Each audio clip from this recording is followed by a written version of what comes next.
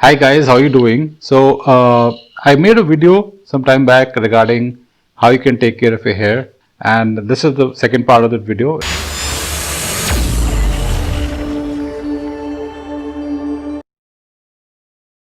In this video, I'm going to be elaborating some of the things which I spoke about in my last video, and I'll be adding some new points which weren't covered in the last video. So please watch my previous video, then you watch this video अगर आप directly इस video पे आ गए तो। सबसे पहली बात लोगों ने पूछा था कि कुछ लोगों ने मेरे को ऑफलाइन मैसेजेस करे कि कौन सा ऑयल हमें यूज करना चाहिए बालों में। In my personal experience, I am sure lot of people will differ with me on this. In my personal experience जो बेस्ट ऑयल हमारे बालों के लिए है that is coconut oil, and उसके अलावा जो दो और ऑयल आप यूज कर सकते हैं that is your sesame seed oil या जिसे हम तिल का तेल बोलते हैं, एंड सरसों का तेल। Now if you are prone to colds and जुकाम वगैरह आपकी प्रॉब्लम रहती है, देन यू बेटर यूज तिल का तेल एंड यूज सरसों का तेल because that is slightly warmer in tendency and coconut oil is slightly colder in tendency. तो अगर आपको पित्त की प्रॉब्लम रहती है इन द सेंस बहुत ज्यादा हीट है बॉडी में, नक्सीर बहती है, अगर उस तरह की प्रॉब्लम ज्यादा रहती है आपको, तो फिर आप कोकोनट ऑयल यूज कर सकते हो। These are the 3 best oils जो आप अपने बालों में लगा सकते हैं। Now, one very important thing for you people that oil is a magnet for bacteria. That means जब आप स्टोर करते हैं ऑयल को तो उसमें बैक्टीरिया ऑटोमेटिकली आ जाते हैं बिकॉज उनको बहुत अच्छा लगता है ऑयली एनवायरनमेंट। तो हम क्या करें, कैसे यूज करें फिर ऑयल? सो आपने सुना होगा लोग कहते हैं कि ऑयल को पहले गर्म करके फिर लगाना चाहिए। That is true.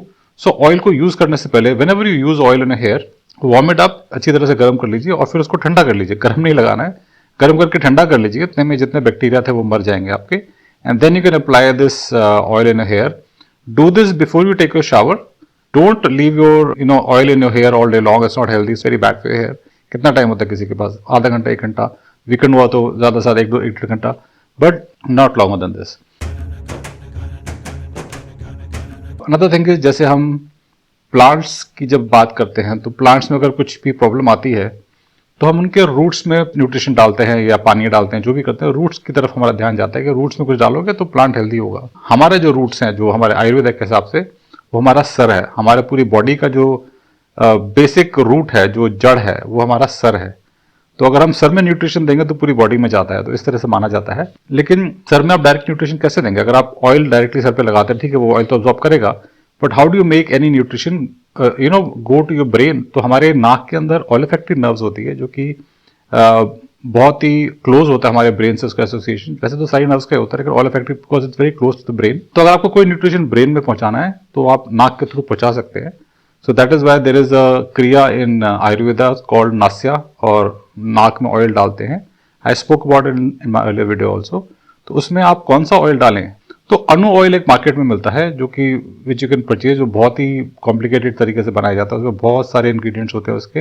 अनु तेल उसको कहते हैं। मैंने उसका लिंक मैंने डिस्क्रिप्शन में डाल दिया है। But if you don't want to go into that complication, आप मार्केट से sometimes you can't trust things you buy from the market. हमें पता नहीं हो कैसे बनाया, क्या बनाया है। So the second best thing that you can put in your nose, जो हमारा मस्तिष्क होता है उसकी नरिशमेंट के लिए, दैट इज घी, देसी गाय का घी। A2 दूध का घी, मतलब जो हमारी देसी गाय होती है वो वाला घी।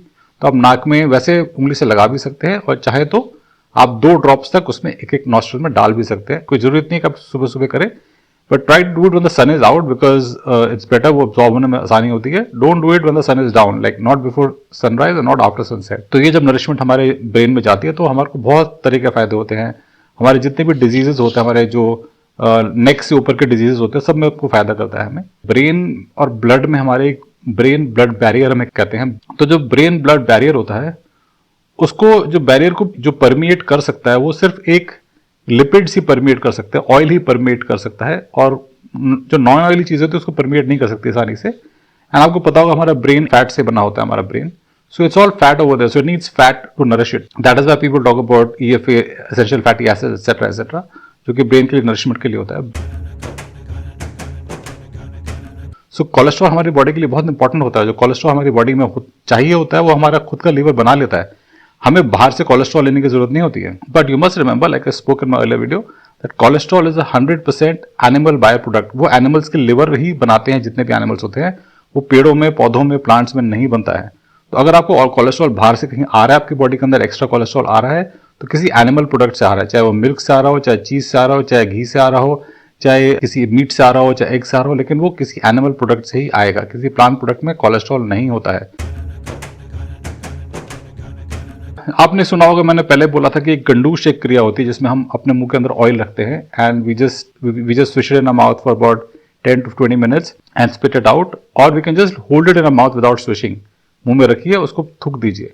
तो उसका लिए भी बेस्ट ऑयल वो कहते हैं कि कोकोनट ऑयल यूज कर लीजिए। If it is virgin coconut oil is better, जो कि कोल्ड प्रेस्ड होता है, और नहीं मिलता तो उसके लिए भी तिल का तेल आप यूज कर सकते हैं। तो उससे भी क्या होता है कि हमारे मुंह के अंदर नर्व्स होती है वो भी कनेक्टेड होती है हमारे ब्रेन के साथ, और जब ब्रेन को नरिशमेंट पहुंचेगी तो जो हमारे बाल होते हैं वो ब्रेन के बहुत क्लोजली कनेक्टेड होते हैं, तो बालों को भी नरिशमेंट पहुंचती है। तो वो भी आप कर सकते हैं, डेली बेसिस पे कर सकते हैं। It's very good for teeth, body को डिटॉक्स करता है, बहुत सारे फायदे। गंडूश, और what is now referred to as oil pulling in the west, is a very very healthy thing to do.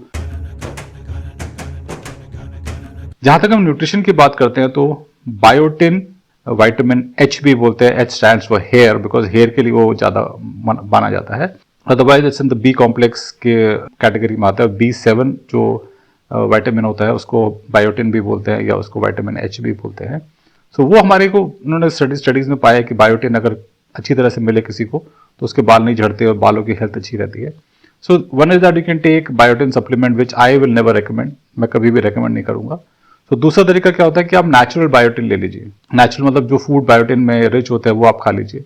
तो उसमें जो लिस्ट है, जो कि फूड जो कि बायोटिन में ज़्यादा होता है जिनमें बायोटिन, उसके अंदर there are things like sweet potato उसके अंदर होता है, एंड काफ़ी सारी लंबी लिस्ट होती है। तो मैं लिस्ट आपको शेयर कर लूँगा, आप इसमें से चूज कर लीजिए।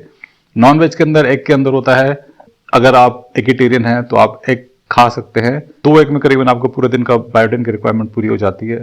Remember this, that it's a water soluble vitamin. जो भी वाटर सॉल्युबल विटामिन होते हैं वो आपको रोज खाने होते हैं, रिप्लेनिश करने होते हैं। जो ऑयल सॉल्युबल होते हैं वो आप बॉडी स्टोर कर लेती है, हमारी बॉडी में जितना फैट है उसमें स्टोर कर लेती है। लेकिन जो वाटर सॉल्युबल होते हैं वो हमारे स्वेट के जरिए से या हमारे यूरिन के रास्ते से वो बाहर निकल जाता है। तो we need to replenish it on a daily basis, on a very regular basis.